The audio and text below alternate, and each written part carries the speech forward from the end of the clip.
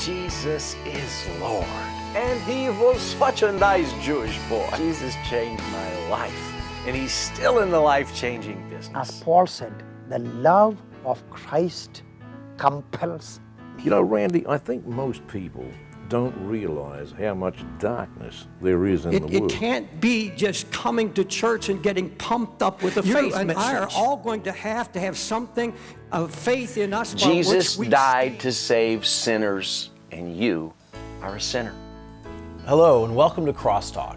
My name is Joshua Weiss, and today I want to preface where we're going to go by telling you that I'm going to have some conversation about some things, but I'm not going to be able to give you some concrete answers about the things that I'm going to be talking about, because I don't think it's really possible to get concrete answers. Sometimes the Bible gives us enough information to have opinions, but not enough to have conclusions. And I feel like that's where we're going to be today. When my wife and I first got married back in 2000, so we've been married for a little while now.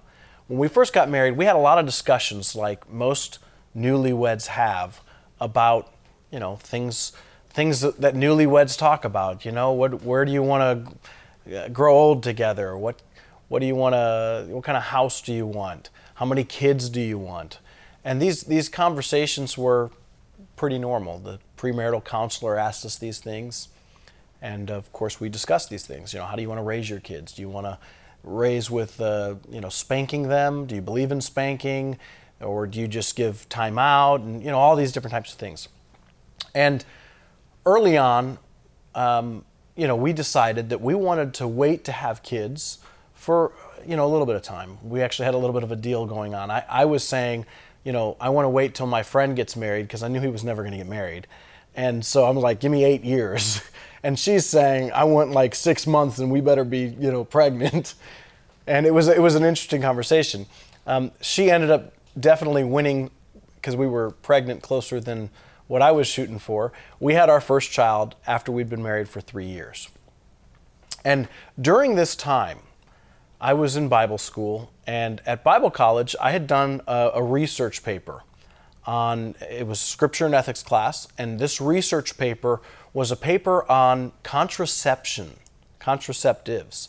And it was about, family planning, what's moral and ethical, and how does the Bible address these issues. And it became a discussion in our home, as you might imagine, that we wrestled with. We wrestled with quite a bit because I grew up in a home with 6 kids, and that was definitely too many. Well, one of my good friends, his name is Bogden, and Greg and I, we kind of come from the same biblical worldview, and we both are the same age and similar place in our life, except Greg has 12 kids. I have 3 kids.